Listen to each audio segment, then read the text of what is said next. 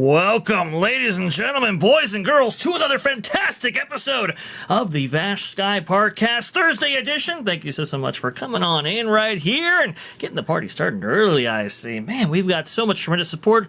Actually, support from our producer extraordinaire as well. We'll get to that in just a moment, but boy, oh boy, has it been a crazy, crazy week of theme park-related updates right here. And after the gut punch of the gingerbread house at the Grand Floridian during the holiday season being permanently axed right there, we got some even worse news as it was embedded in that Disney Parks blog post that showcased those original 2026 holiday offerings, but didn't actually, people missed that when they were talking about the gingerbread house. Now, people are starting to discover, oh no, more restrictions are on the way. This cultural change that I've been talking about for a little while now looks like it's getting worse. And for the holiday season, not good, don't like that. We'll get into that and much, much more. It happened again, folks. It happened again when it came to AC issues at the Walt Disney World Resort. Absolutely wild stuff right there. Before we get into all that, though, we have to go ahead and feature your guys' tremendous support. So let's go ahead and get some of those on the screen right now. We have Juliet coming in here with the 2 British pounds sterling. Thank you so much. Evening, Vash Sky ParkCast Skyliners and Skywatchers. Very much appreciate you, Juliet. Skyliners, welcome on in right here. And Skywatchers, thank you for being a member. Which, by the way, we do have a little bit of information on that because look at that. This MagicalyMJ, she just gifted 5 ParkCast memberships right there. So now we have 5 new Skywatchers. Lucas, Sony, 4K, YT, well, that's pretty cool. Runner Girl right there, Gary JR, and Michelle in Orlando. Now you are Skywatchers, and that opens you up, by the way, to the show that we actually have on Saturday at 3 p.m. Eastern right there. Vash and Vixen, exclusive for members right there. It is just tearing up the charts, though. People are really loving what we are offering right there. We usually do historical retrospectives on anything from movies like Creature from the Black Lagoon, for instance, or theme park history. A lot of people love that right there. So now you're opened up to that show and with some sweet new emojis to go along with that. I'm gonna go ahead and bring my producer on here. MJ, what are you doing back there? You're gifting Skywatcher memberships out there. Thank you so much for that. What say you? It's going to be a great show, and I have one thing for the audience to hold tight and remain seated, please. Permanecer sentados, por favor. During the show. That's right. Absolutely. I love that right there. Fantastic work for with that one right there. I think we have a couple of clips that we're going to be playing here because it is just crazy what is going on right there. Getting hot. We have absolutely Juliet. So kind of you to support the channel in such a big way yesterday. Thank you so much for coming on in here and viewing the show. We have Nicole Williams right there. Yeah, the thumbnail. Yeah, you know, MJ, that was the 4th attempt at that at a thumbnail for today's show right there. Went with a couple of concepts, couldn't necessarily convey them effectively, but I've settled on that one. And boy, oh boy, people were really having a fun time with that. So that's good. Absolutely, it's the thumbnails, Vash. It's the thumbnails. It's all about the thumbnails. I'm telling you, I talk about it to all kinds of people. Hey, watch those thumbnails right there. Mm-hmm. They are the reason why people click on. Speaking of clicking on right here, we have Pam Epson coming on in here. Hey, welcome to see you. Happy to see you, Pam. I very much appreciate you coming on in there. And haven't seen you for a while. Thank you so much. We have Going Shogi, which we had a nice conversation with Going Shogi last night. They're talking about all things Disney holiday. Oh boy, that's a holly jolly day. It's getting worse, folks. It's getting worse. We'll get into that in just a moment right here. Oh, yeah. Well, Amanda Yavin, though, coming on in here. Thank you so much for that right there. We've got Sean out there. Like I said, Nicole Williams, Dance Life of the Kingdom. That's pretty cool to have him in there. Welcome on in, good sir. I was also conversing with him as well. We should have recorded that show, probably. It was so good of a conversation. It's very good. We are so grateful for everybody who contributes so much to this show and this program, and everybody with all their talents and intel. Absolutely. Kit Kat, Disney Fan 55, and of course TJ McAfee. Also notice Tom F, who provides the music for our amazing programs. And thank you so much, Tom, for coming on in. MJ, we got to get to our first topic because, boy, oh boy, it is, I didn't think we would ever talk about this again. I thought, okay, Wilderness Lodge having a massive AC outage. It's just so unusual, especially with this heat wave going on right here. Walt Disney World usually maintains at least their resort properties, right? At least they're maintaining that critical infrastructure that keeps those resorts occupied. Apparently, no, that's not at all the case, apparently, because it happened again, folks. This time, Animal Kingdom Lodge, Kidani Village, briefly without air conditioning Tuesday evening. Alice Kennedy here, June 24, 2026. According to circulating reports online, Kidani Village, located at Disney's Animal Kingdom Lodge, had problems with its HVAC system on Tuesday, June 23rd. Really? Goodness gracious.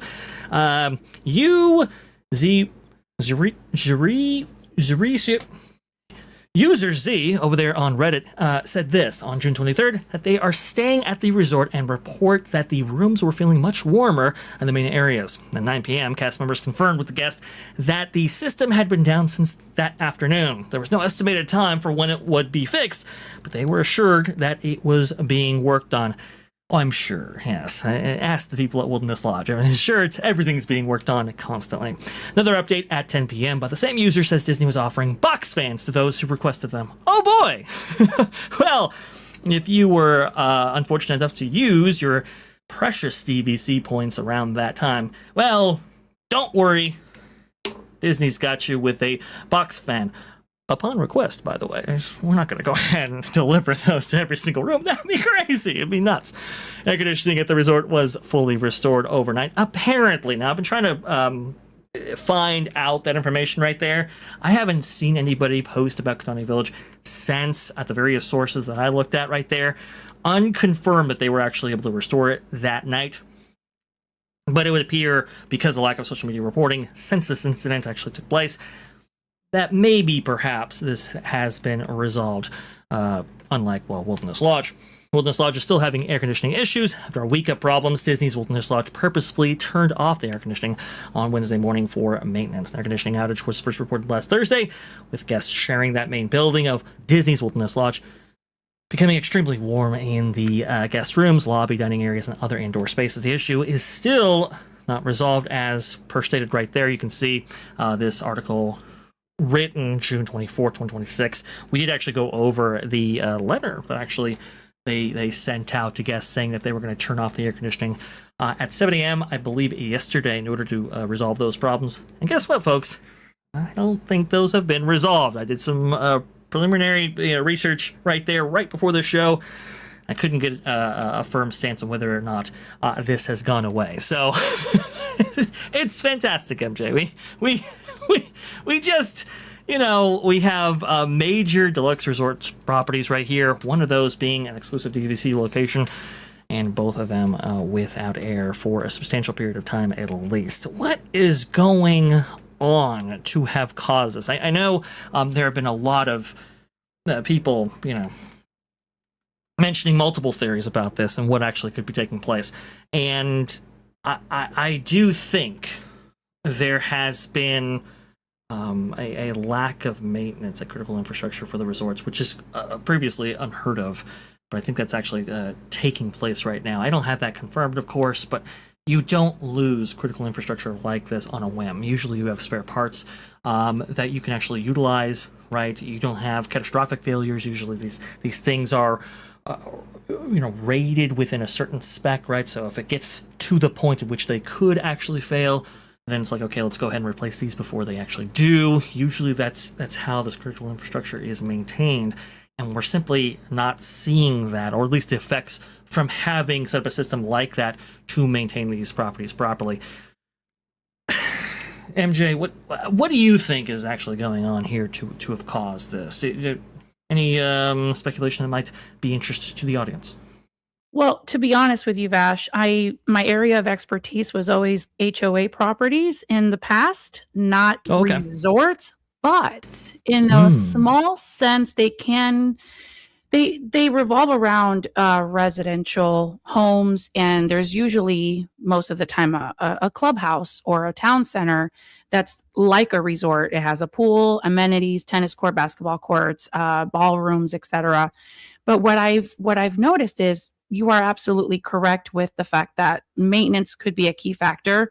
A lack of maintenance, not flushing out the system like it's supposed to be, hiring the HVAC technicians to come and do that on a regular schedule can definitely cause this kind of issue. But I'm just curious, and we have a lot of people in the chat that have different areas of expertise. Perhaps someone in the chat can correct me, but do you think that the freeze that we had earlier this year during the winter months had anything to do with the pipes in the walls or going from hot to cold? It definitely took a toll in the parks because we saw that with the sewage and the plumbing and et cetera. So I'm just curious. Well, yeah, I'm curious about that. Mm-hmm. That's a really good point. I'm really glad that you actually brought it up because I actually do believe that may have had something to do with this. Maybe there were some widespread issues that possibly they didn't actually factor in when recovering from those freezing temperatures right there. It's very, very possible that that was actually the case, and you would have hoped that they would have looked at critical infrastructure like this, like air conditioning units attached to not just resorts but other resort properties, like for example the attractions, the parks, etc., and say, okay, let's just make sure everything's shipshape because we obviously have chilling towers or cooling towers that might be sensitive to extreme temperature changes like that. Unfortunately, whatever the case may be, the proper steps to mitigate these issues before becoming these multi-day issues like what Wilderness Lodge contended with, or multi-hour issues like what Kidani Village contended with. Something's going on right here, and I'm just hoping that there aren't larger implications for the resort when going forward. But who knows? I'm not quite sure if we've seen the end of this saga, or maybe the lasting effects of a freeze like that, which is most unfortunate.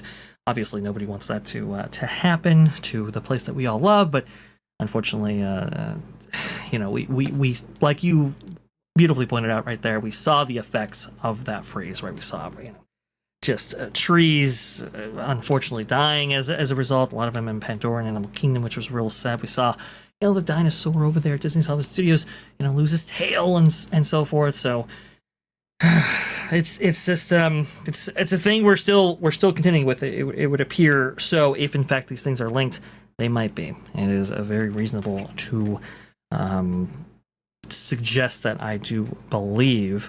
Let's see right here. We have Bonnie Gamester coming on in here. That's super, super cool.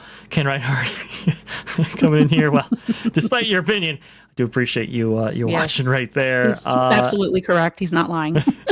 Okay, all right. I just want to make sure there. Gridley coming in. Thank you so much for all of that. I'm hoping Wilderness Lodge at some point gets resolved right here. I mean, I heard estimates that it might be as long as like 2 weeks or something for the Wilderness Lodge.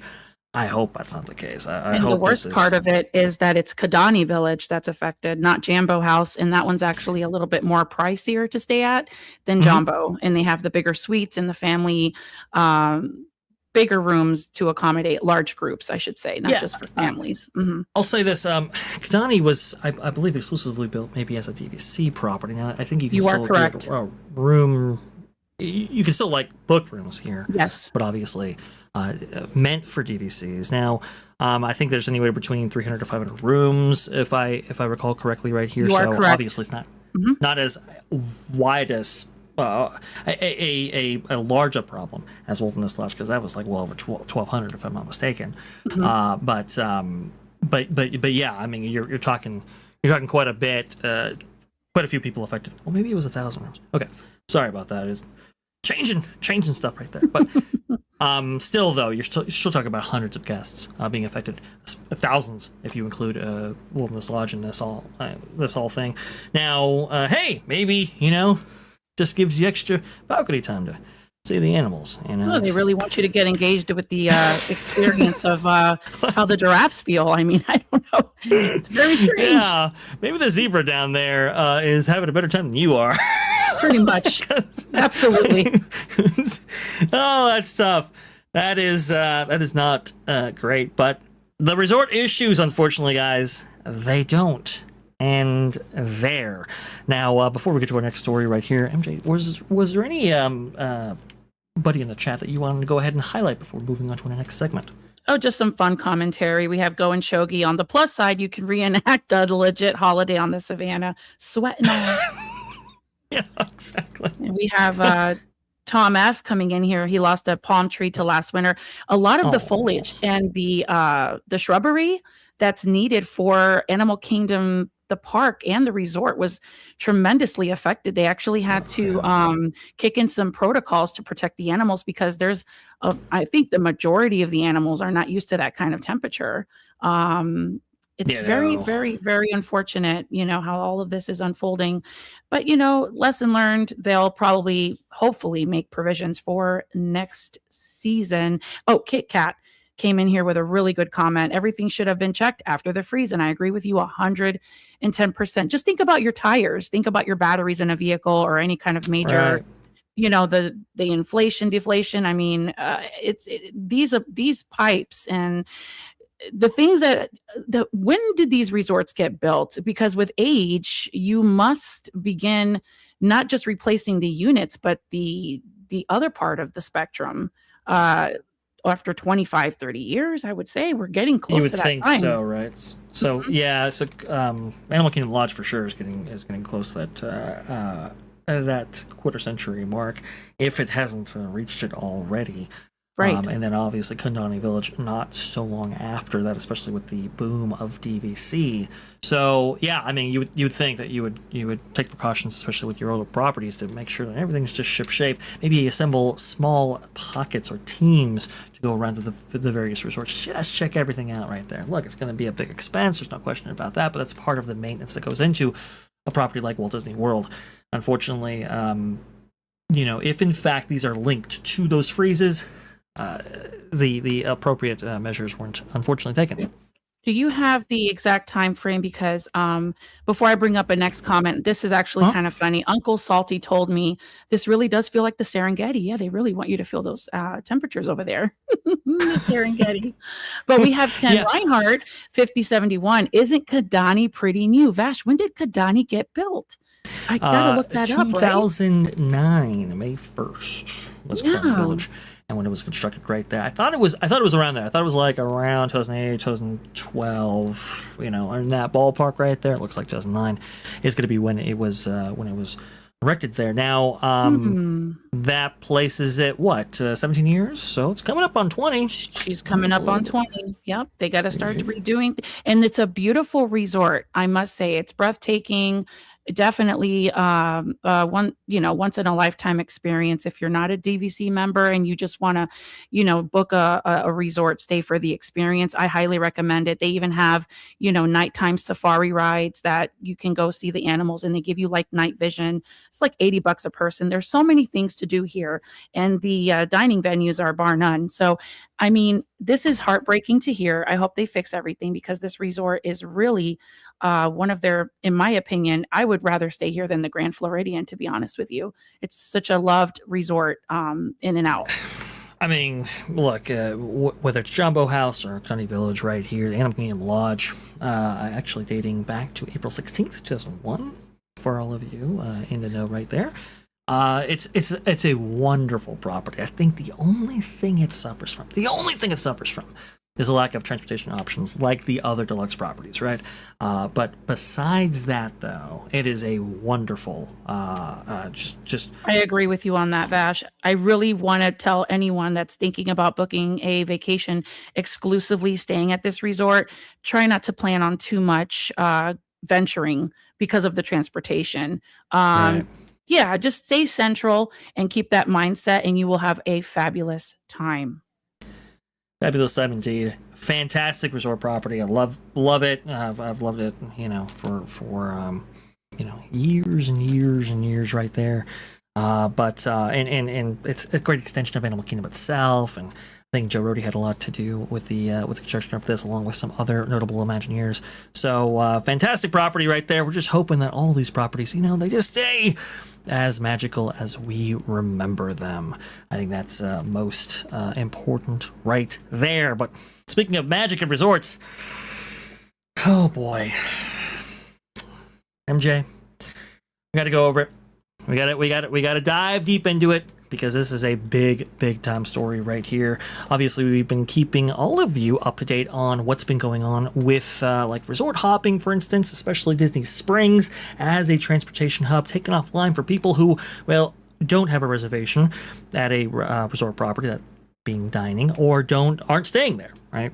Outside of those two and maybe a couple of others, you literally can't use the Disney Springs bus transportation. And we talked about it at the time, and it was part of this cultural change that was actually going on within the executive leadership over there at Walt Disney World, eroding that kind of resort hospitality that they've always had and going with something a little bit more inhospitable. Not so good. We also detailed yesterday about how that was actually, that mindset was going through the resort property right now. Like, for example, security guards checking the Doubloon Lagoon pool entry, which is a little bit strange to have that. Usually you have a magic band and you have a magic band lock, and you get in, you get out, you're fine. But actually going the way of security guards actually processing people, that's interesting. We also talked about how the fireworks observation deck gates have now gotten new signage, and maybe preparation of closing those off right there. And of course, last but not least, definitely the Grand Floridian Gingerbread House being permanently retired right there. We just learned about that yesterday, which is no good. Obviously, this is a tradition dating back to 1999 right there, and its last year was 2024, so good 25 years of this being available. Sad to say that 2024 was the last year. Now, 2025, everybody was like, okay, well, the new bar actually just went in right there. They were wrapping up construction some places. Maybe, in fact, they just didn't get, they just weren't able to facilitate for its construction that year. Unfortunately, though, it looks like it's going to be retired permanently without people saying one last goodbye to all of this. And MJ was really interesting, going over the history of this, right, and what it meant to people. We actually saw together there with Go and Shogi and Dance Life of the Kingdom. Actually, we saw this old HGTV 2009 little special that they did on Disney's holiday decor and so forth, and we saw the breadth of different experiences that the resort used to offer, one of these being this gingerbread house right here, and how they actually started in June to make this whole thing. I think Go and Shogi actually went over the recipe list and what they actually used right there, and even when you take into account the labor that would actually go into creating something like this, it's not all that much, right? You're talking about maybe 25,000 to do something like this, which is no small sum. I'm not saying that that's you just write that off.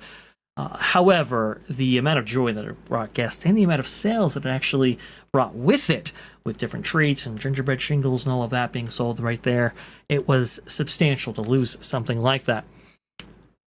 Alas, looks like Disney has gone further in this restrictive mindset. Here you go from Walt Disney World Magic.com. A Disney Parks blog post may be hinting that resort holiday decor across the, holiday decor access from the resorts themselves will be limited to guests with a stay or dining reservation. The wording closely mirrors the new Disney Springs Transportation Verification Policy taking effect June 28th. Yes, so let me go ahead and reiterate that because I kind of messed that up there. It would appear that Disney might be limiting resort access entirely, specifically for the holiday season, to those either staying on property or with a dining reservation. Yeah, you want to go ahead and see those great Christmas lights right there, the great train set, the Yacht and Beach Club, or, your favorite Christmas tree, maybe at Wilderness Lodge? Well, now you might have to be staying there of dining reservation. Where does this come from? It comes from some language that they included, like the post said, in the Disney Parks blog post. So I want to go ahead. This is partially why I have my my browser, provided to you in its full incarnation, right? You can actually see that URL up top right there, disneyparksblog.com. This is not, something that I'm modifying or whatever. This is the actual website itself right here. And this was the update that they provided for the list of different amenities and different holiday decor and offerings that they were going to be providing in 2026 and its holiday season. Okay. So if we scroll down to the hotels section, this is going to be the crucial one right here. Starts out pretty good. With more than 25 hotels to choose from in the Disney Resorts collection, there are plenty of ways to make this holiday season special for you and your loved ones while staying or dining with us. Okay, that's the first thing right there. But they reiterate that again. With special offers, stunning decor, and countless moments of joy. There's so much to see and do at each of the Disney Resorts collection hotels during the holiday season. Okay, then we get to this first paragraph after that, and they reiterate that previous statement once again more affirmatively. So set your sights on larger-than-life holiday decor, looking to take Instagram-worthy pictures with Christmas trees and joyful decorations? Ah, you peasants, we have an update for you. Or are you looking for a place to exchange gifts with family members while soaking in the sounds of peaceful holiday music? For guests staying at the resorts, or for those with valid dining reservations? The Disney Resorts collection, the resorts that are on Walt Disney World property right now, offers a wide array of bright and merry holiday cheer.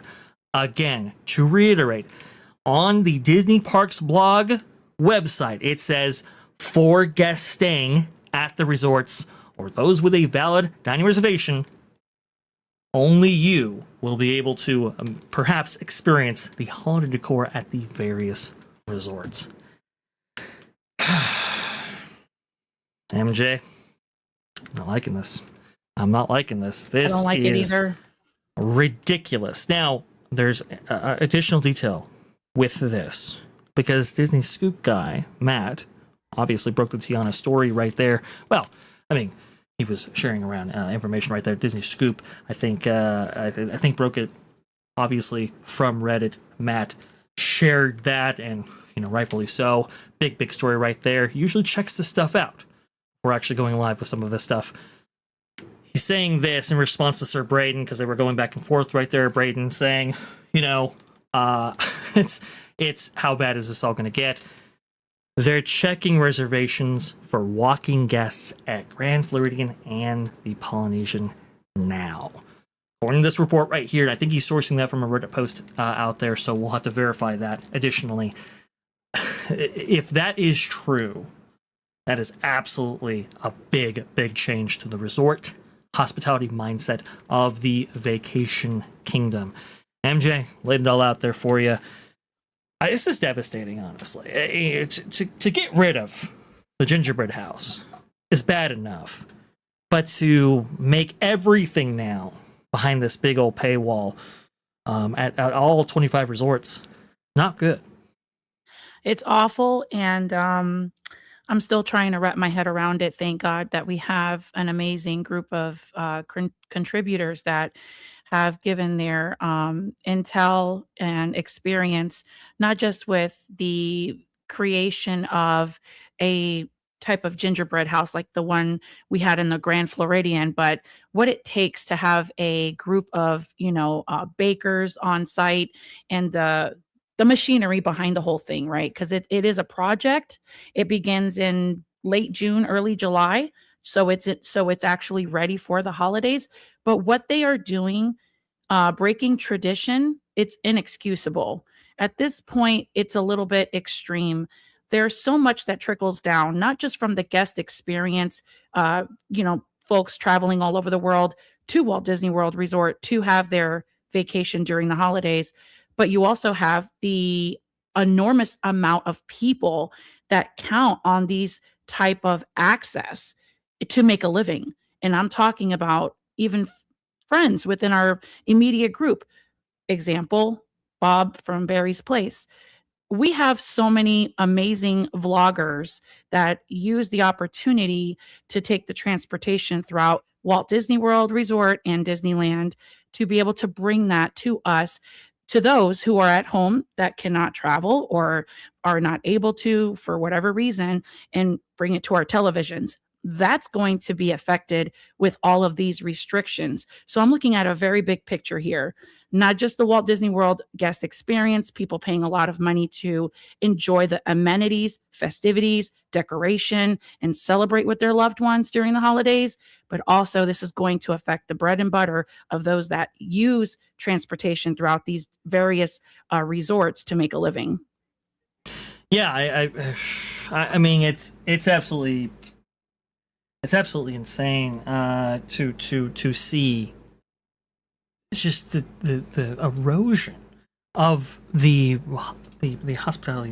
hospitality inclined nature of this resort property right here. It is absolutely bizarre. I don't think Walt, or the original, incarnation of the Disney company before, Michael Eisner came on in right here. I don't think anybody, maybe even Michael Eisner, Bob Iger, I don't think any of them intended that it would be this restrictive right here.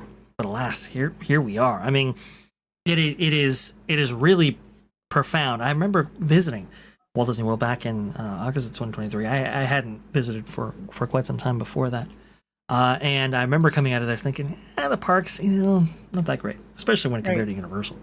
Right. I remember the resort was really the standout feature right there. The entire resort, the way you can actually utilize transportation and everything like that, the way you can resort hop in that way, see those amenities right there, and hey, dine if you want. You can go to Hana's if you want to. You can go ahead and go to the myriad of Grand Floridian eateries right there, and hey, maybe you have a favorite at like Port Orleans or something like that. Well, you can go over there as well, and it was just so cool, so awesome, and it was just a very unique experience that really no other theme park property in the world could quite offer. And now it's like, we're gonna go ahead and take that, we're gonna go ahead and put all that behind a paywall. Oh, and guess what, folks? Don't worry, because we'll go ahead and remove amenities on the back end as well, like your favorite gingerbread house that you used to experience at the Grand Floridian. Oh, did you like that?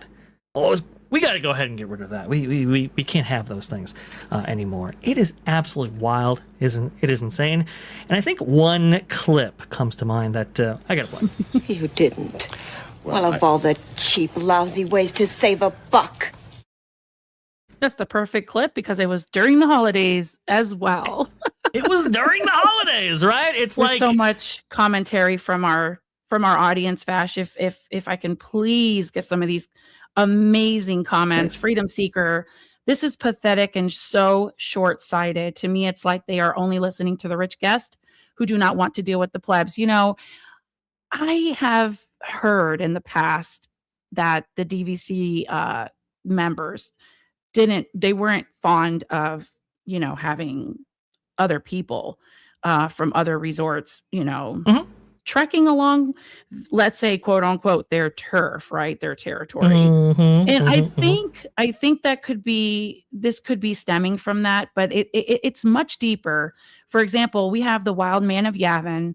Fort Wilderness during Christmas was awesome with the RVs and campers decorated. Vash, you and I both know during the holidays, even Halloween, people love to drive through this specific resort with friends, with family, and just look at all the cool decorations and the blow-ups, and they really go all out. So what's the point now if no one's going to be allowed to come and see it unless they're staying themselves? Yeah, that's a fair point right there. With Fort Wilderness specifically, I know they have regulated some of those decor offerings that people were actually setting up a little bit right there, and also having golf cart restrictions and so forth like that. It has been kind of crazy to kind of see that situation there at that specific property evolve alongside this, but it does represent, I think, that larger picture that you were talking about. This complete erosion of just welcoming in people. It's like, hey, come on in, don't worry about this, and you can go ahead and walk amongst the Walt Disney World royalty right there. And I understand that. I get it. Maybe some people were looking down there. Maybe it was executives. Maybe it was people that were actually staying there. And the peasantry, the rabble, And look, it might not have been, preferred, right, amongst those groups of individuals right there.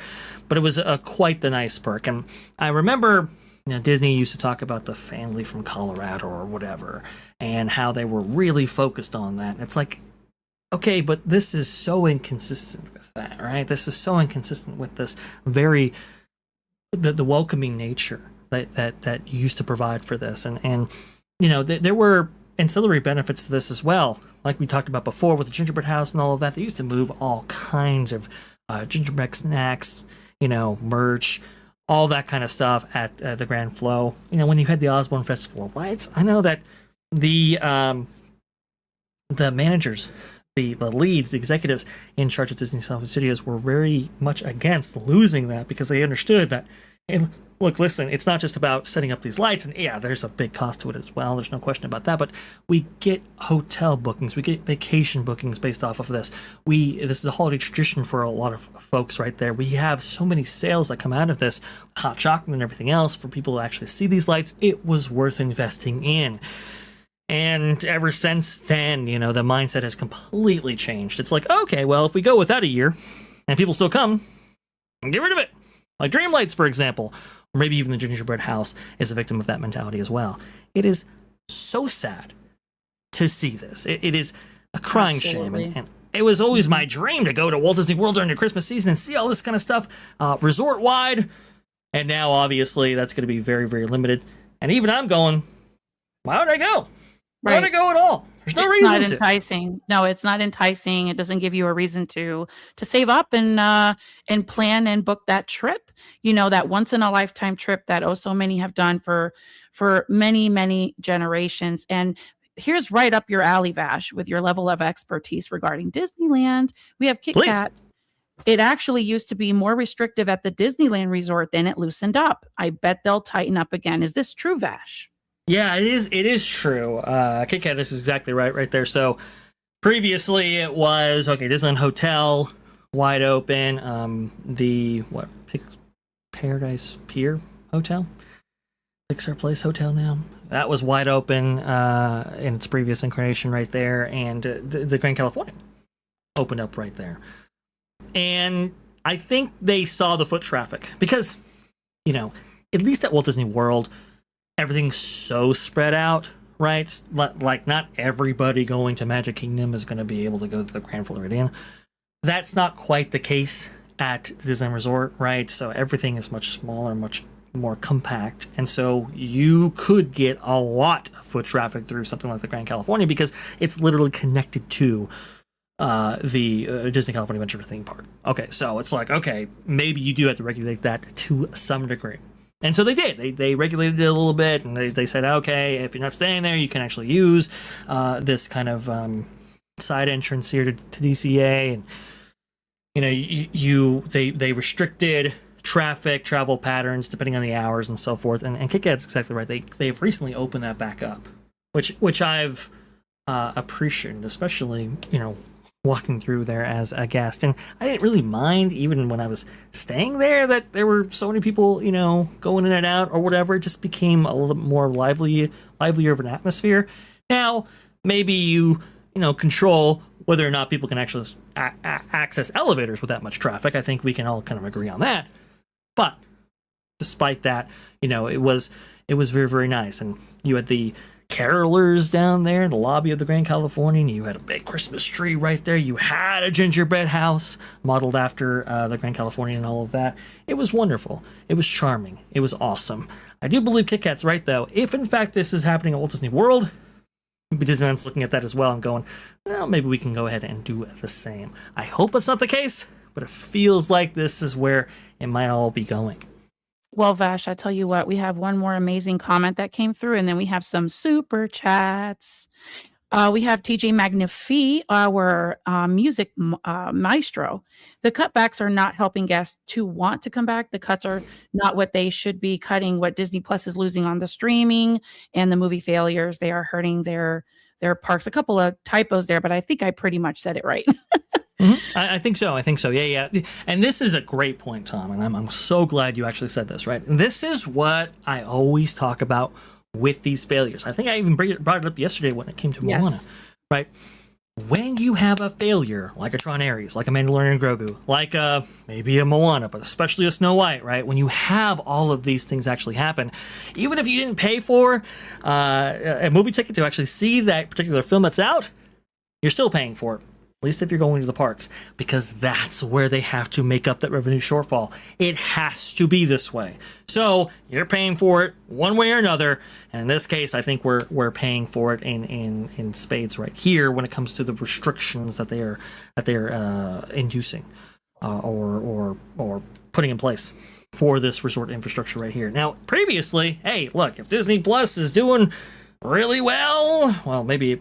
I mean, it's never done really well, so perhaps before it existed, right, and movies were doing great, hey, we got all the money that we need, and the parks can really flex their creative muscles and utilize, ways to make use of capital investment right there. And, hey, if we need a couple of bus drivers, if we need a couple more buses, that's no problem. But when you spend hundreds of millions of dollars on Disney Plus, and its content and whatever, and all of it fails.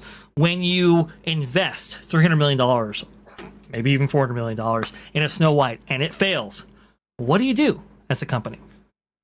Well, Vash, there's just one answer for that. You could not live with your own failure. Where did that bring you? Back to me.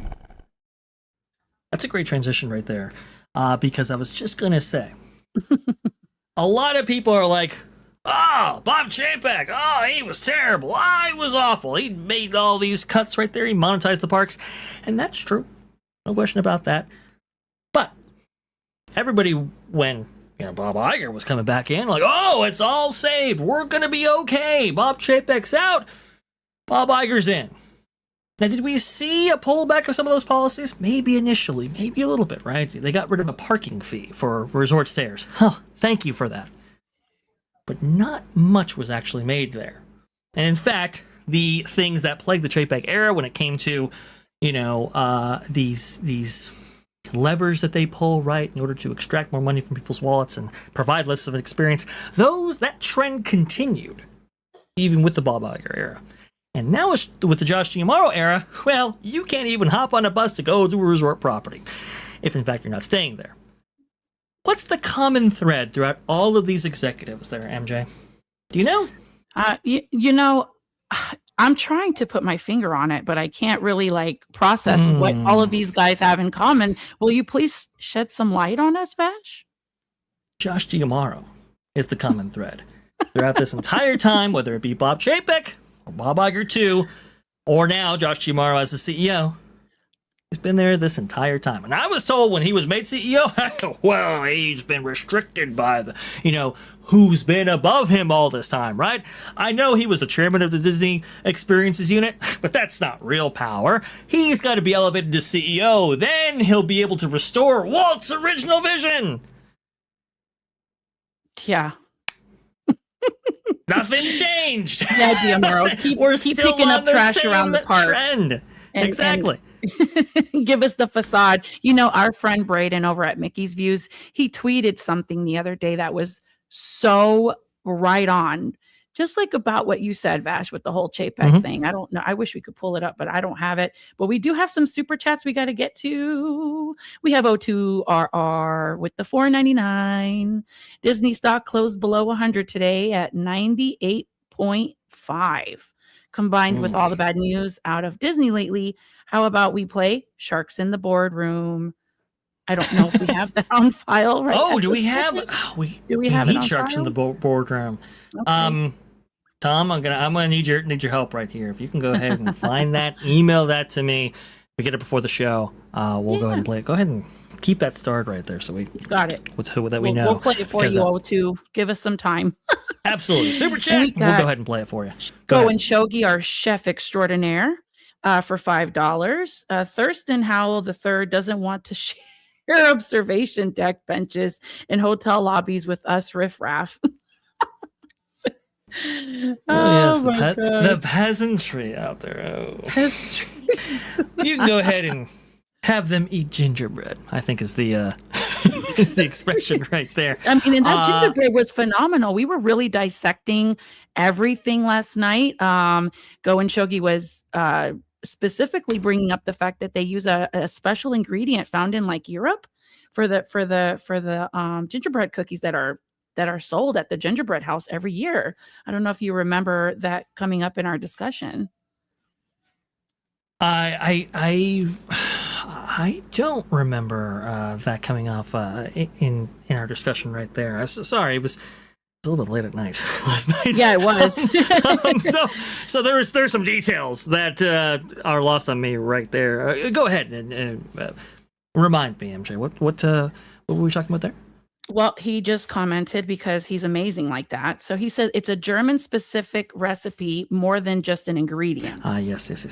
So that's what made it so enticing, and people just kept going back and back and back. I remember Dan's Life at the Kingdom mentioned the price cost, like the cookie, because I purchased one and I can't even remember how much I paid for it. I wasn't really thinking about that. I was more like embraced in the ambiance and the smell and the sights of everything.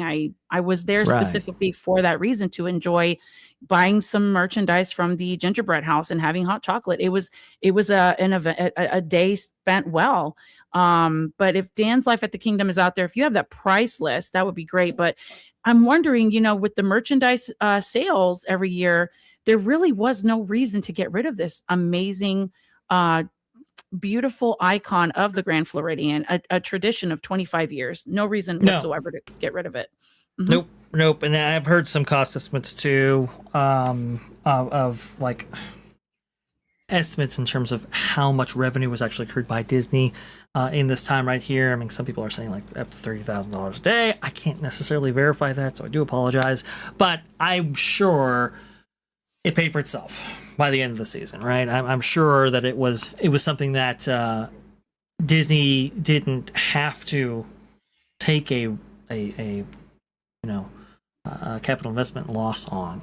I'm sure it made its money back, and maybe even more so when it comes to the people who actually booked the Grand Floridian just to actually be part of that and waking up there every single day to smell that gingerbread and everything like that, and the people who actually would book resort stays on property and resort hop and do all that. I'm sure, it didn't have any problem paying for itself. Yeah. And to lose something like that, it's just completely bizarre. And yeah, I mean, apparently in my initial research for the history of the gingerbread house right there, obviously opening in 1999, as you beautifully pointed out there, but also too, yes, at least according to some reports that this gingerbread recipe originated with one of the chefs over there at V&A. Again, I have to go into that a little bit more in order to verify that. We definitely have to do another deep dive. And we were also discussing the fact whether or not the sales of the special event, ticketed events after hours at Hollywood Studios and at the Magic Kingdom, with all the construction going on, if they're really trying to get people out of the resorts and into those events. We were discussing that as well, but nothing seems to be solid. There's no real reason why this is going away. Nothing for us to say, oh, this is why. It's just, and even, yeah. Go ahead, Vash. Yeah, I'll say this as well. I wasn't able to bring it over here before the show. That's my bad. That's on me. I took a screenshot though of the documentary that we were actually watching. Oh yeah. I took a screenshot of the documentary that we were watching, right? And it said, hey, this thing was 16 feet high, 17 foot wide. This is huge menagerie right here. This was the 2009 incarnation of this particular gingerbread house, right? And it wasn't in the prominent place that you have seen it in, various online publications today. It was actually off kind of to the side or a corner right there, which is very interesting. And it kind of highlighted to me, oh, okay, so you can fit this in to the Grand Flow, even with this new bar structure. Like this idea that, oh, well, the bar's taking up all the space and there's nothing they could do. No, there absolutely was. It was clear as day when you were seeing the documentary, like where it could fit. And the fact that They didn't even pursue that. They didn't even like, okay, let's go ahead and make some room for this or whatever. Or maybe we build our bar knowing that we're going to put this on every single year. No. And you know what? If Not they that. were really intelligent, but there's a lack of intelligence here, and I have to say it because the perch is a brand new amenity. I hate saying that, but it is. It's part of your stay at the Grand Floridian. If The they wanted perch to be bar, creative, by the way, just to yes, the clarify. perch. Okay. Yes. It's in the lobby. It's located, the tree is going to be right next to it because I don't think they're going to get rid of the magnificent tree that they've had every year. If they really wanted to be creative, have the gingerbread house, keep the tree, and have hot chocolate served at the perch. It can't just continue to be an only alcohol, options. I know they have a couple of mocktails without alcohol, but they're just not thinking creatively here. One would usually have to go to the other. It's another venue towards the back of the Grand Floridian, like right when you pass 1900 Park Fair, then you can go pick up your hot chocolate because that you cannot purchase hot chocolate at the gingerbread house. But people don't mind because it's got a beautiful seating area. You could even sit outside. It's the winter in Florida. The weather's great. Beautiful view. You got Bay Lake right there and the little boats that pass by. I mean, why not? But they're not thinking creative of how they could really maximize revenue. I mean, this was a big deal for many people. And I'm positive that the folks will speak up sooner than later. Well, then they're going to cancel their stays because part of the reason why they were staying at the Grand Flow was not just going to the parks, but it was to experience all the festivities that they had to offer during the holidays. Yeah, it's not revenue maximization. It's like cost optimization, right? That's kind of the difference in mindset. It's like, okay, well, previously it was like, okay, let's go ahead and offer these things, even if they're free or even if they cost a lot. We'll make it back tenfold in order, in order to elicit goodwill for years and years and years. Or maybe it's just, hey, let's go ahead and do something here. That way we can go ahead and build up stores and all of that next to. Or stands next to some of these amenities, right? And we'll go ahead and benefit off of that. No. It's all about like looking at a spreadsheet and going, well, we spent so much here. Let's go ahead and eliminate that, and well, now we can go ahead and maximize our IO, or our operating income, our profit, right? And it's like that is a terrible way to run this resort property right here. Walt Disney World Resort was built off of the idea of offering as much as the company possibly could, right? And I think that was even consistent in the Michael Eisner era. And Bob Iger era changed that, They went from, well, let's not be greedy to we can be greedy, but not nakedly greedy. And now it's like, this is what we are. I think Iger just chimed in on that. Reducing costs is not necessarily one's favorite thing to do in running a company. It is a necessary thing to do often. There you go. Perfect. Perfectly placed right there. And so, yeah, and some people are like, well, this isn't Josh Giamaro. And I'm not saying that he was the one to go ahead and end the gingerbread house, right? I'm not saying that. Obviously, he has much bigger issues now that he's a CEO. He's got to deal with Disney Plus. He's got to deal with this Warner Brothers Skydance merger right here, where they're going to actually be as a media company when that actually happens. He's working out deals with cable providers. I get that. His role's changed. No question about that. But whoever you put in charge to replace you as the Disney Experiences chairman, you can very easily say, hey, look, listen, I ran it like this. I wasn't able to do everything that I wanted to do, but let's go ahead and just, maximizing the guest experience when we are doing what we do at the Experiences division right there. Could have very, very easily provided that mandate and everything after that, right, when it comes to the various executives who actually run the individual parks themselves or the ships and all of that. They can just say, look, there's a change of leadership right here, and our decisions, especially coming off of the ascension of Josh Giamaro, will reflect that. We didn't see that, though. We didn't see a cultural change. Instead, we saw the continuation of all of this. Now, no, Jeff Valley, he's still there, right? He doesn't leave until, the end of July, I do believe. So this is before Joe Scott is fully in place. And obviously, Thomas Moslem, he's still sitting in the seat. But this isn't a good start. I'm sorry. And it's going to fall on somebody. And maybe they can go ahead and say, hey, Jeff was wrong. We're going to go ahead and, modify our procedures, our policies in order to reflect the consumer feedback that we've been getting from these decisions right here. So as soon as Jeff's out, we'll go ahead and reinstate all of this or whatever. Maybe. It's possible. Do you think There's this a has already chance. landed on the desk of Scott, the new parks man? He's the new park CEO. Manager? He has to be looking at this, I will say. He has to be looking at this. He hasn't taken the role just yet, but he's got to be looking at this feedback and going, this isn't a great guest-oriented mindset here. It's not. Maybe there's a chance some of this stuff changes, but... So you're telling me there's a chance? Yeah! No. That's probably more accurate. It's so perfect. We have so much fun with these clips, Yeah, They're so perfectly timed most of the time. But this guy came from the ships. Now the ships are where you can experience the magic still. And now they're taking the magic out of the resorts. It's like, what are we doing? Aren't the resorts, I don't know if it's necessarily one of their biggest cash cows. You would think $8,000 to $9,000 a night, beach club, yacht club, Grand Floridian. I know you can snag some deals out there, but holy moly, guacamole, what's happening? It is definitely one of their biggest cash cows. No question about that. The revenue potential from Walt Disney World trumps anything Disney has within its experience division. In fact, I do believe Walt Disney World by itself accounts for maybe a third of the overall profit for the company. If I'm not mistaken, right there. I think that was revealed in the white papers some time ago. But this is where we're at, and I just when I look at the inhospitable nature of some of these decisions, I just look at it and I go, maybe Walt Disney World isn't for me.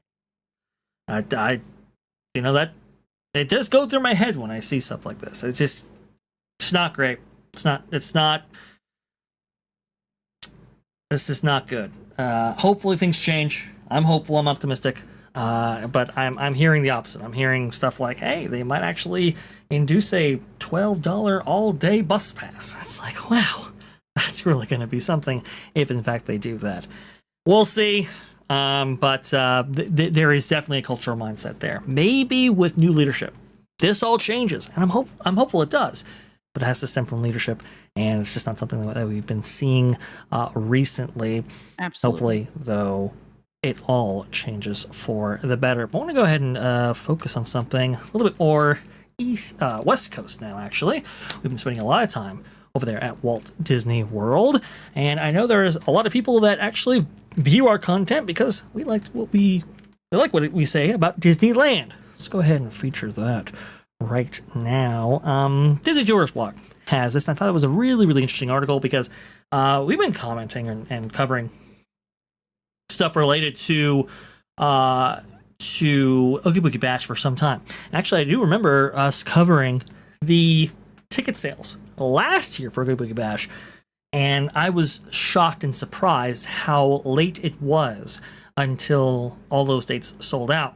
Well, apparently 2026 is off to a very, very rough start, far worse than 2025 could ever imagine right here. And with these holiday woes at Walt Disney World, maybe Disney's thinking, we're about to lose a golden goose all over again, perhaps at Disneyland this time with another holiday offering. There you go. Halloween night sold out for 2026 Oogie Boogie Bash, despite slower ticket sales. This by Tom Bricker right here. You can see right there the queue to actually purchase tickets. Less than a minute. That's extraordinary because it didn't happen to be that way. Not that it's a competition, but the 2026 Mickey's Not So Scary Halloween Party at Walt Disney World started sales faster than did Oogie Boogie Bash at Disneyland.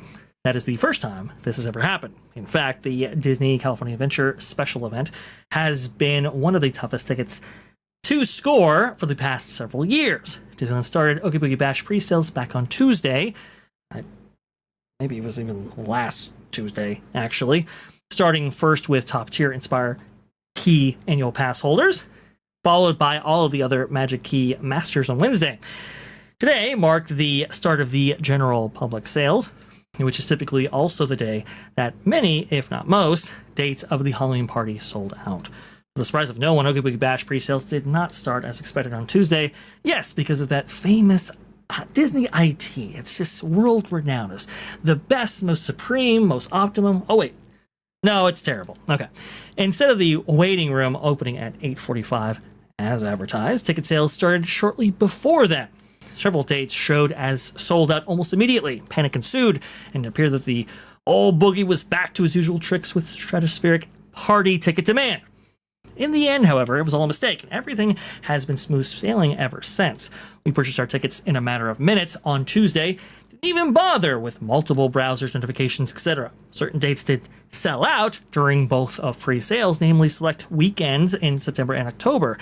But generally speaking, 2026 Oogie Boogie Bash pre-sales didn't sell out to nearly the same extent as previous years. In the past, it's been common for many, if not all, dates to sell out during the phased pre-sale.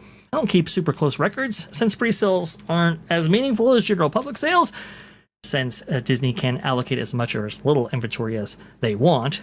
But there were multiple years we found half of all dates sold out by the time it was our turn to purchase tickets. At least on the surface, it would appear the Oogie Boogie Bash pre-sales sold considerably slower than last year, let alone the peak years of 2022 and 2024. People will know that the Oogie Boogie Bash, that is the special Halloween after-hours party at Disney California Adventure at Disneyland Resort, in previous years, I mean, it was unbelievably difficult to get a ticket, no matter if it was pre-sales or whatever. I mean, it was brutal to try to get this ticket.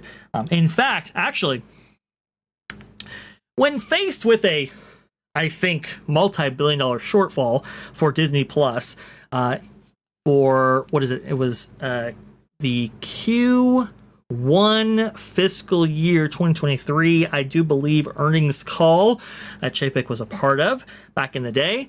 He actually said, hey, don't worry, Oogie Boogie Bash sales are through the roof. That's how famous this party has been, and that's how famous the demand has been. Now, that didn't actually save Bob Chapek from actually getting axed right there because of that response, which was crazy. But that's what Oogie Boogie Bash has been noted for in previous years, just the sheer demand.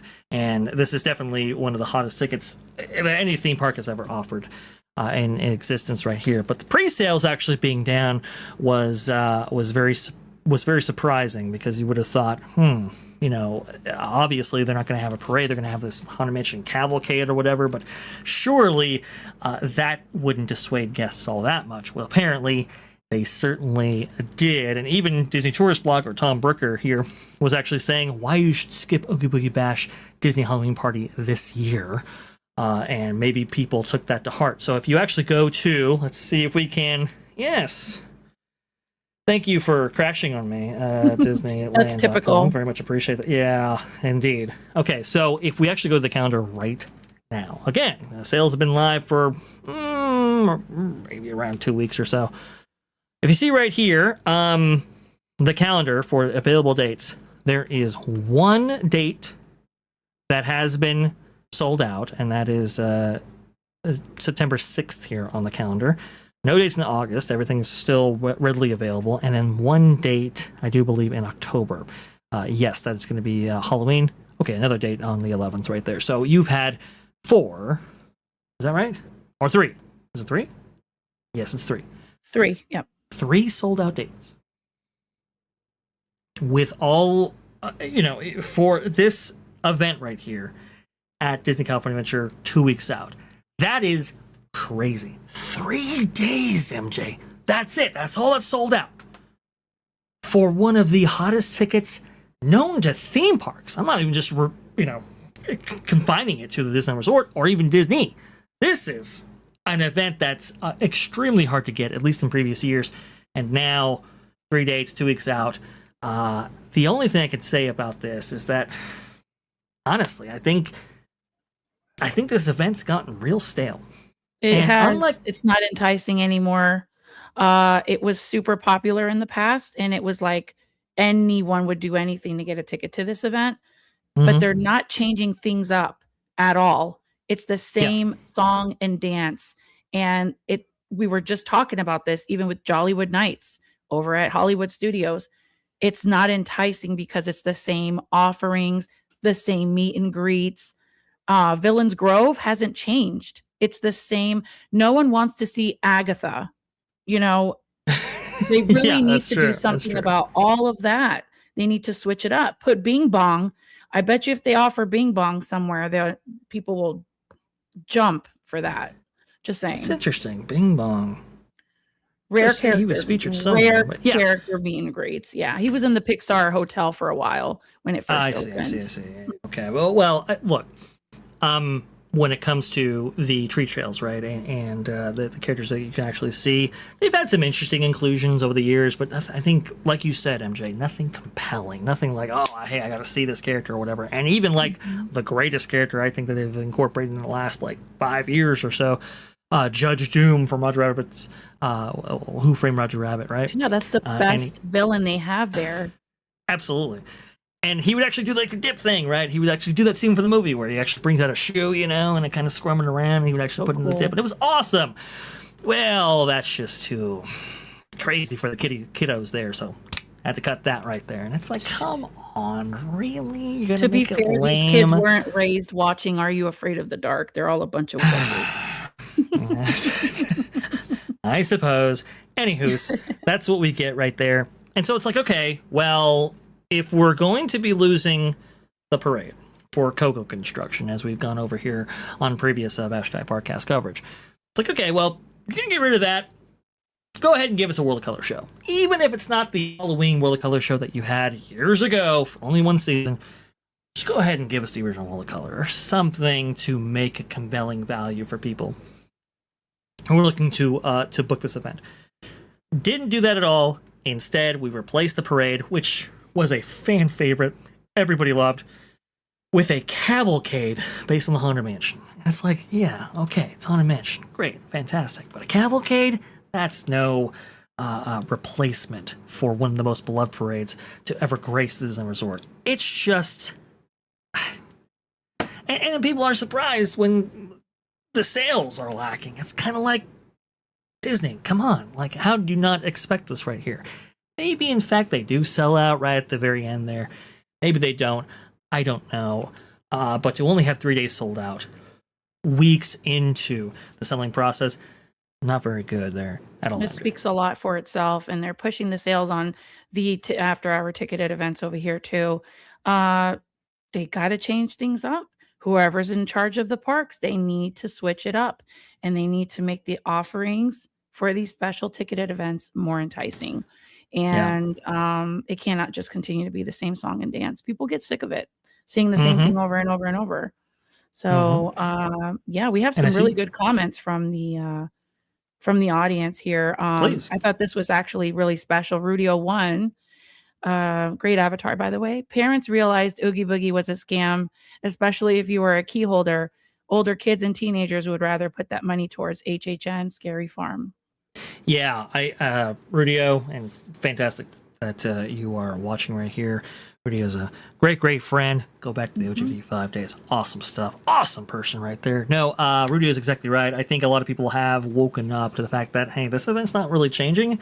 And guess what? Universal, not Scary Farm, those are changing all the time, right? Halloween Horror Nights and all of that. Those are changing big league, big mazes, big shows, all of that. They're premiering Stranger Things for the first time at HHN this year, to be fair. And that speaks to even kids that are like my son's age. He's 11. And we watched Stranger Things together, and it was fantastic. Just saying. They've had a few years of Stranger. Was Stranger Things on offer in Orlando on previous years? Because I know it was on offer in Hollywood for a few years. I think this is the first time it's coming to Orlando Resort. And if anyone in the live audience wants to correct me on that, because I am not an HHN girly, please do. That series was phenomenal. And, you know, I bet dimes on a dollar if you ask any kid, 11, 12, 13, do you want to go to HHN and see the Stranger Things? Or do you want to go to Oogie Boogie Bash? They're going to pick HHN all the way. I think so. I mean, unless you're like a really young kiddo, in which, you know, maybe the more family characters appeal to you. I could see a lot of people just going, hey, you know what, we're just going to go to HHN. Like you said, they got Stranger Things, they got Sinners, they got a bunch of great, unique IP mazes right there. Let's go ahead and hit that up. Or Five Nights at Scary Freddy's Farm. last year. Do you remember that one?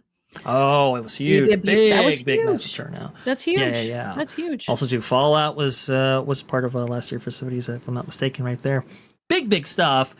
So when you look at it, right, when I just showed you the prices there, but when on some nights Oogie Boogie Bash is $169, $179, $189 versus HHN and Not Scary Farm or any of the theme park equivalents right there being less than half in a lot of cases. It's kind of like, what are we doing? Like, why would we necessarily pay, in addition to the annual pass that we're actually paying for, go to an event like this when it hasn't really all that changed? We have a few experts in the chat. We have Rudio coming back. HHN has been at US Hollywood for a few years. Orlando, I'm not sure, but then we have Capture the Magic, another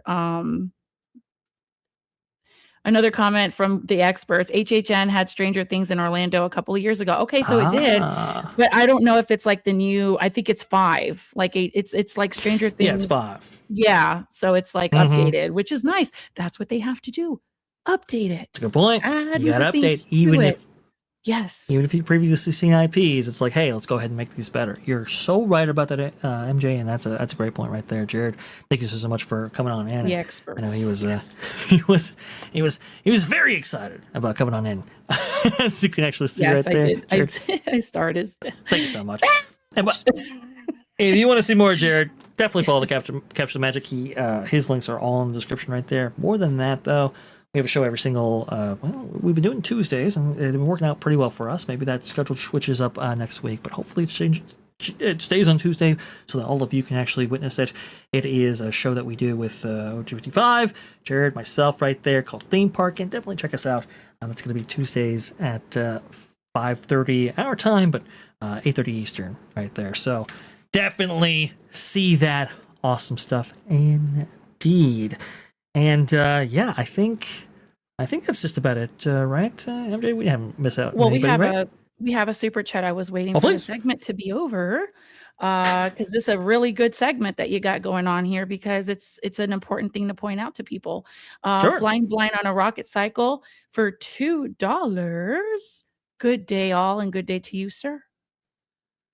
Well, good to see you, Flying Blind Rocket Cycle. You have been fantastic. Obviously, been watching Pro for a while right there. That park place. Definitely thank you for watching Vash Sky ParkCast, supporting us.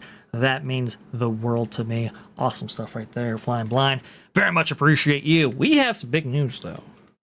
According to Universal Studios Hollywood expert, that is, Mr. Theme Park Wizard. Fast and the Furious team member previews Monday. Whoa, this is big news right here. Yeah. Andrew, this is huge. This is huge. Because I've been kind of worried about Fast and Furious. Its progress right there. It seemed to have stalled for a little bit. And I know we're talking to Alan from All Money Coasters about the status of Fast and Furious Hollywood Drift out there at Universal Studios Hollywood, and saying like, hey, what is going on with this attraction? Everybody's obviously excited about this. It's one of the first controlled spinning coasters that Intamin has created in its portfolio right here. Even Alan going as far as saying that it was a prototype attraction, and they were having some struggles. They were having some issues. This video from Five Fires right here, boy oh boy, very, very cool. You can see right here, these are the cars, and you can see all of them are spinning correctly, I think. Maybe that last one right there. Well, at least the Charger's spinning. And that's good, because that one's been not so good right there, but you can actually see riders on that. That is absolutely fantastic. Okay, everything spun right there perfectly. Good. And I've been actually, I do believe, let me go ahead and see if I can go ahead and bring up his YouTube account, because he had some tremendous B-roll there. And I'm not going to play his entire video. I say for Ivan, if you want to go ahead and check out all the things going on Universal Studios Hollywood, first of all, Theme Park Wizard. It's a great source for that. There's no question about that. And you Absolutely. should certainly be following him. But Ivan as well, when it comes to footage and everything like that, if you want to go ahead and see some fantastic footage of this coaster, he's got you there as well. This is from Ivan. Look at that. Valientes, both on Twitter and YouTube. Good stuff right there. Awesome stuff. Amazing. Love that. Very, very cool. And Theme Park Wizard, very kind enough to send in $4.99. Keep up the amazing streams. Well, thank you so much, Wizard. Very much appreciate you. For and everybody being here, all the contributions, all the memberships, all the super chats. Thank you, everyone, each and every single one of you. Yeah. Very, very cool. Also, too, let's go ahead and shout out to Theme Park Wizard right there. Let's see if we can go ahead and bring up his YouTube channel as well. Boom. By the way, he's a permanent guy. So you want to go ahead and get some breaking news on all things Universal, both in Hollywood and in Florida, actually. Been cited by Alicia Stella multiple times. Go ahead and check out Theme Park Wizard as well. Thank you so much, Wizard. Very much appreciate you and the $4.99. Thank you for that. All right, MJ, we've got about 10 minutes here. Yeah. And I want to go ahead and, it's been so dire recently. I really want to go ahead and end things off with something that's a little bit more, uplifting, right? Because I don't want to, bum people out, especially when talking about theme parks. There's some great, fantastic footage coming out of Epic Universe and its Celestial Goodnight show right here. We've had a couple of videos like from HHN Speculation Matt right here. Look at this. There's some testing going on in preparation for the actual show itself. That looks absolutely phenomenal right there. That looks super good. Even if, even if they feature water, it's cool water. And even if they feature lights, it's awesome lighting. Look at that right there. Looks stunning right there. Fantastic. Fireworks, they look great too. It just looks really, really good. I love this. Look at all of Celestial Park amazing. dazzling. Amazing. So great, right? And they're bringing every single piece of entertainment from the Walt Disney World Resort to their resort. Now all we need is a Hogwarts castle made out of gingerbread and we're golden. Exactly, indeed. See right here, look at that. Look at that. That looks super, super good. I'm not going to turn on the music right here. Beautiful. We're going to get copyright struck immediately. But it looks awesome. Love all this stuff right here. And yes, the debut in July 7th. Hopefully they do a nice big July 4th celebration. Of course, for the 250th anniversary of this country. I'm hopeful for that. We'll see. But look at that. From the pool of the Helios right here with those fireworks popping off. This from Theme Park Dad. That is amazing. Look at the angle. You could totally be on a floaty that rhymed. Dude. And enjoy that. Like, this is good. And the pools are open late at the Universal Resort. Most of those hotels, I think they usually close at like 11.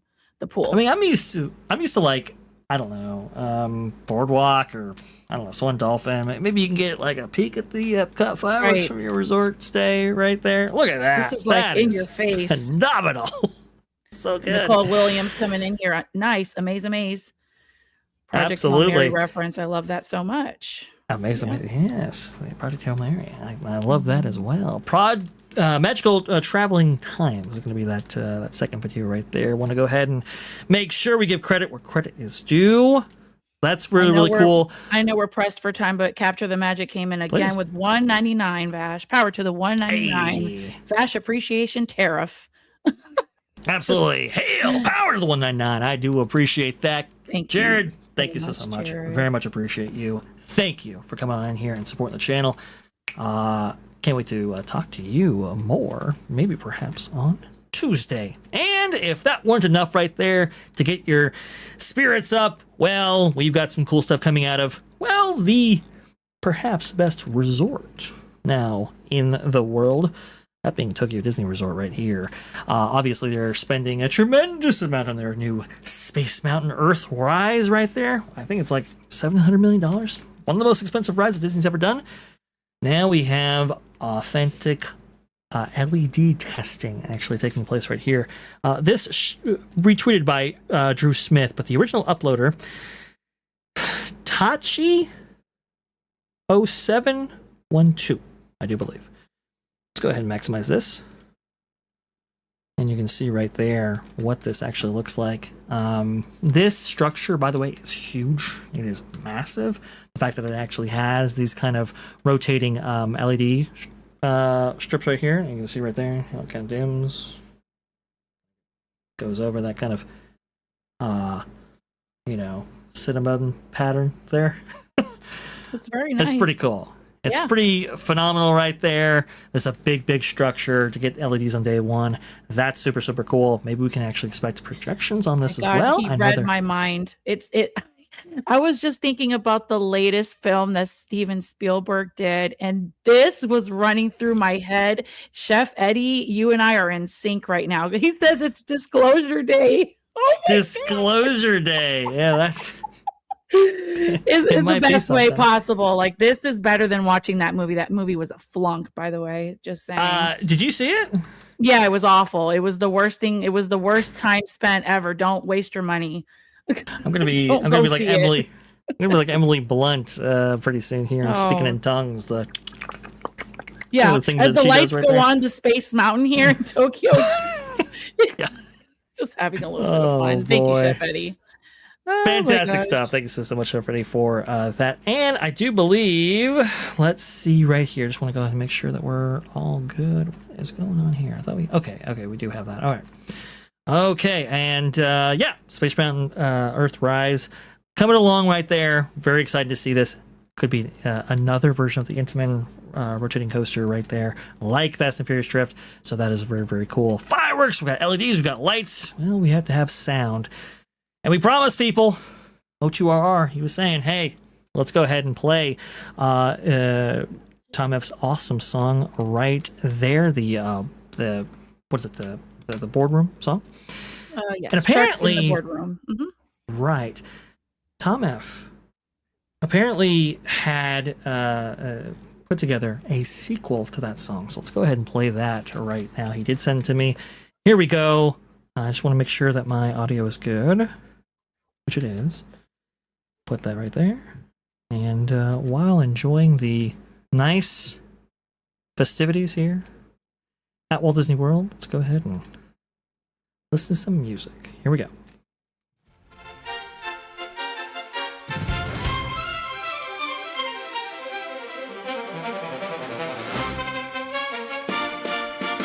The magic is fading so quickly.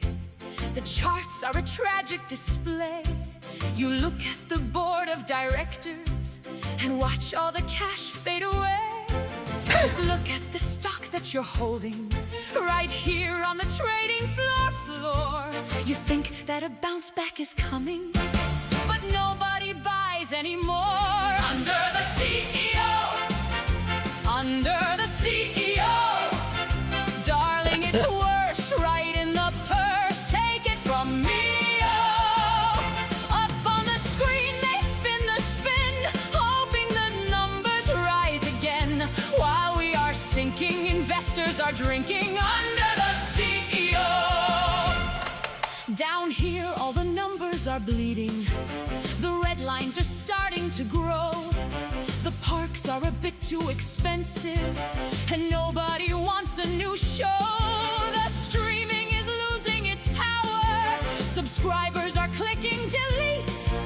The new boss is making a speech now, but we're getting crushed in defeat. Under the CEO, under the CEO. Quarterly calls hitting the walls. Watch the price go. You know, O2 is dancing right now in his living room. Absolutely. Dropping a couple of points a week. No one is buying, everyone's crying under the CEO. The mouse has a debt, the board is upset. The shareholders scream, is this just a dream? The movies are flops, the revenue drops, and everyone's checking the stops.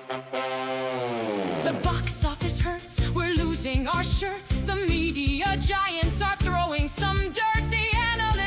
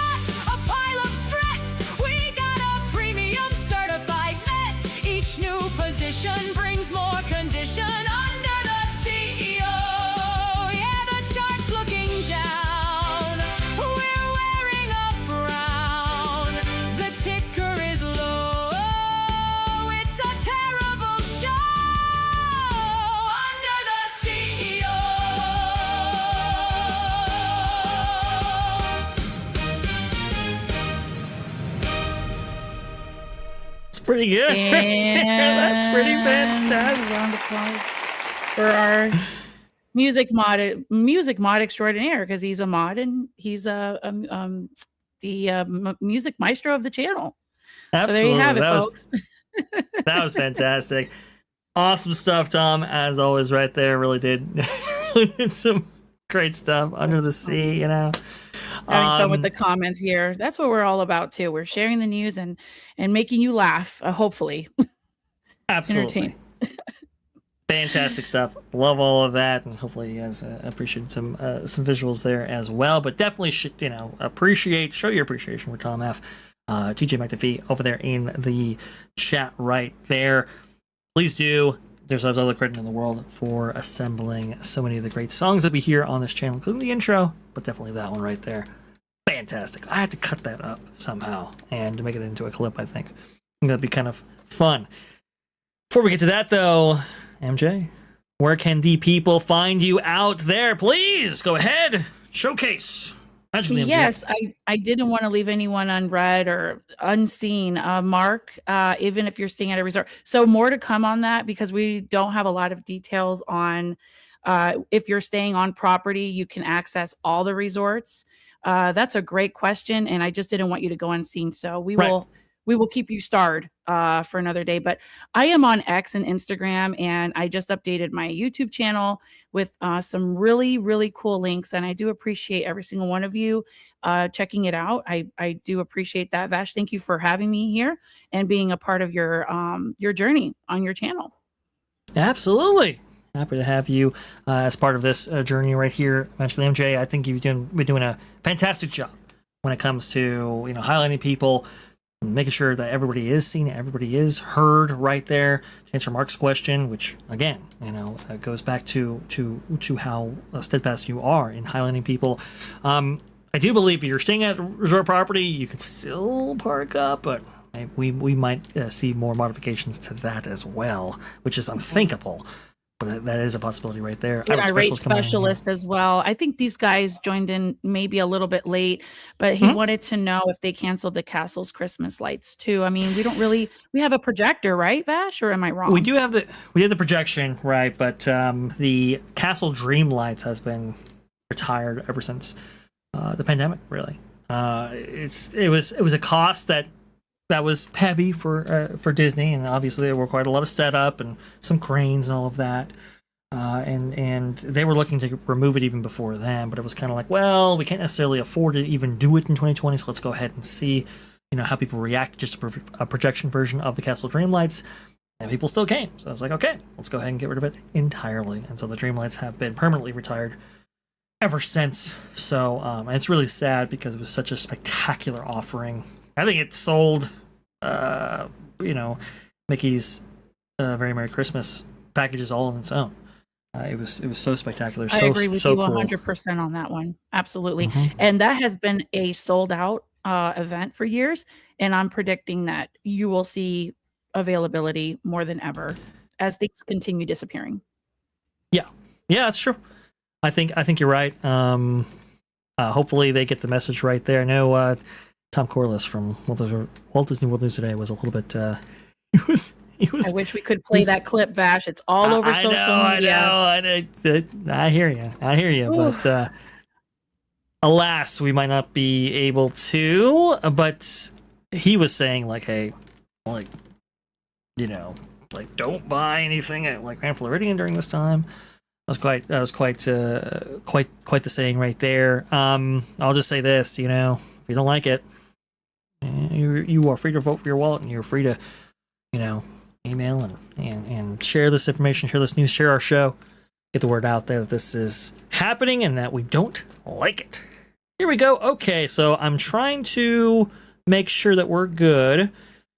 I think we are. I think M4 Empire. Okay, that's popping off right now. And then looks like Pro later on will actually have a review of Supergirl, which, I don't know if you've been seeing the box office prospect on that one. Yeah. Oh, what was that? I've been following the news on Supergirl. I apologize about that. It's not good. It is. I don't know what's going to happen to James Gunn's DCU, but That's looking pretty bad right there. But Not that good. Park Place Network will have you covered there, and I think that just about rounds out our show over here, MJ. If you want to go ahead and see more of Vash Sky ParkCast, well, we have a show for you Sky Watchers out there, members of the channel, every single Saturday at 3 p.m. Eastern. That's going to be Vash and Vixen. Definitely go ahead and check that out. It's really, really cool. And I think it's an awesome perk for being a member, but it's a great show. We cover the history of, individual theme park attractions or theme park experiences. And also, too, we cover movies as well. We go with the history of those and how it might actually incorporate into the theme park space. It's a pretty cool program. A lot of people love it. And we will be back here, obviously, at our regular scheduled programming on Wednesday at 2 p.m. Eastern, following that Park Place. So we just redirected right there. That'll be very, very good. Thank you and so we much, have Juliet. another show, Yes. Theme Parking, which we do with Jared from Capture the Magic and OG55 in a combined simul stream that usually takes place. We're doing it on Tuesday here. I think it's going to stay that way. That'll be at 8:30 Eastern, around there anyway. MJ, sorry, you were going to go ahead and say. No, I was thanking Juliet because you were doing the redirect for Marvin, but I highlighted her comment that he's going to see Supergirl today and he will have a review about it on his show. I see. Okay, good. Fantastic right there. Juliet, thank you so much for the information. You're going to be redirected to Marvin's show right now. Let's go ahead and get over to the M4 Empire. To all of you out there, thank you so much for being part of here. We just passed, I think, 8,600, I do believe, or maybe even 8,700 subscribers, which is absolutely phenomenal. And thank you for that. You are the reason why that is even possible. Thank you so much for that. I'm sure Go and Chogi will have all kinds of links over there in the chat as well. All the links for all of our panelists and everything else in the description. And let's go ahead and go on over to the M4 Empire. To all of you, Skyliners, Sky Watchers, the sky is the limit. Thank you.